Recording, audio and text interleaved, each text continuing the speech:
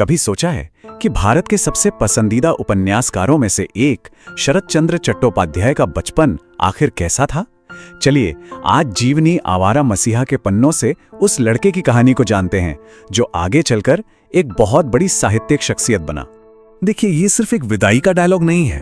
ये तो एक ऐसी लड़की की दिल की आवाज है जो एक ही वक्त में घुमक्कड़ भी था और आप जानते हैं बेहद संवेदनशील भी। और बस यही जो विरोधाभास है ना, यही उनकी पूरी जिंदगी और उनके लेखन का उनकी पूरी लेखनी का सार बनने वाला था। तो उनका बचपन एक अजीब सा मेल था। एक तरफ तो वो थे शरारतों के सरताज और दूसरी तरफ एक इतना नर्म दिल इंसान। सच में विद्रोह और संवेदनशीलता के धागों से बुना गया था उनका बचपन। और यही जो दोहरी प्रकृति है, यही तो आगे चलकर उनके लेखन की, उनकी राइटिंग की सबसे बड़ी पहचान बनी।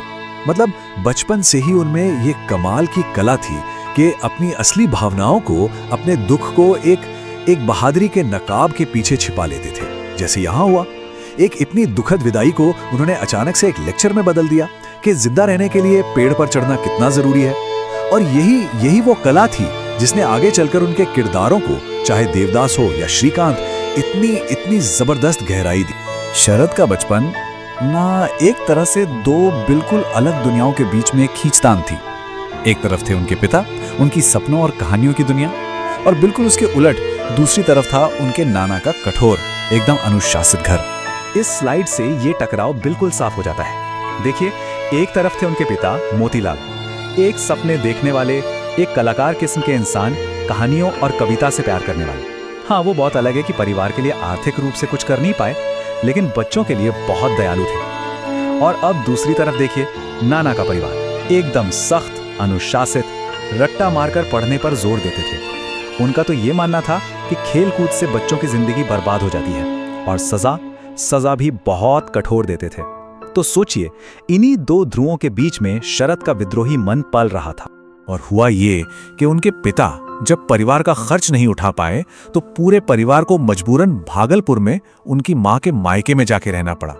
और बस इसी एक वजह से छोटे शरद सीधे उस गांगुली परिवार के अनुशासित माहौल में पहुंच गए, जहां उनके आजाद मन के लिए एक लगातार संघर्ष की जमीन, आप समझिए, पहले से ही तैयार थी। तो ऐसे माहौल में शरद ने क्या किया? क्या वो चुपचाप नियम मानते रहे? बिल्कुल नहीं। उन्होंने सिर्फ नियमों को सहा नहीं, बल्कि उनके खिलाफ एक पूरा मोर्चा ही खोल दिया। और देखते ही देखते वो अपने ग्रुप के, अपनी टोली के सभी शरारतों के सरदार बन गए। उनकी शरारतें भी ऐसी वैसी नहीं होती थी। उनमें भी एक प्लान होता था, एक चालाकी होती थी। जैसे ये द ग्रेट क्लॉक कॉन्स्पिरेसी। सोचिए, टीचर अक्षय पंडित जैसे ही अपने तंबाकू ब्रेक के लिए बाहर जाते, सारे छात्र एक मानव पिरामिड बना लेते। शरद सबसे ऊपर चढ़ते और घड़ी की सुइयों को आगे बढ़ा देते। नतीजा, स्कूल से जल्दी छुट्टी, और जब पूछताछ होती तो शरद ऐसे मासूम बन जाते जैसे उन्हें कुछ पता ही ना हो। ये सिर्फ शरारत नहीं थी, ये उस दौर की सत्ता को, अनुशासन को एक सीधी चुनौती थी।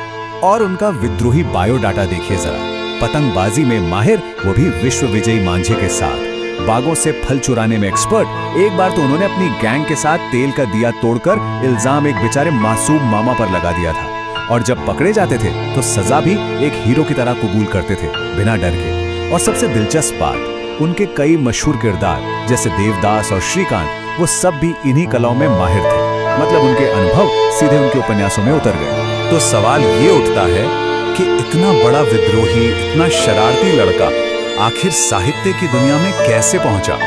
और यही कहानी का सबसे दिलचस्प मोड़ है, क्योंकि उनका साहित्य से पहला परिचय किसी खुशी से नहीं, बल्कि दर्द और आंसुओं से हुआ था।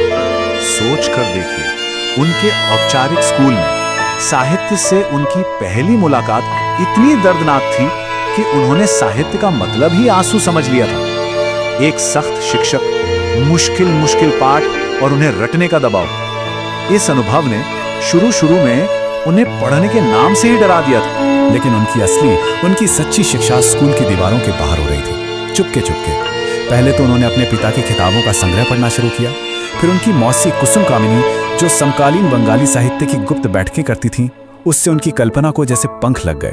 और फिर आया एक टर्निंग पॉइंट। उन्होंने रविंद्रनाथ टैगोर का उपन्यास पढ़ा, चोखेर बाली। इस उपन्यास ने उनकी दुनिया ही बदल दी और उसी पल उन्होंने मन ही मन में टैगोर को अपना साहित्यिक गुरु मान लिया। तो शरारतों और किताबों के इस दुनिया के अलावा ये लड़का असल में था कौन? उनका व्यक्तित्व, उनकी पर्सनालिटी इससे कहीं ज्यादा जटिल थी। चलिए उनके कुछ और कारनामों को देखते हैं जो उनके एक बिल्कुल अलग रूप को सामने लाते हैं। तो ये जो विद्रोही लड़का था, आखिर अपने खाली वक्त में अकेले में क्या करता था?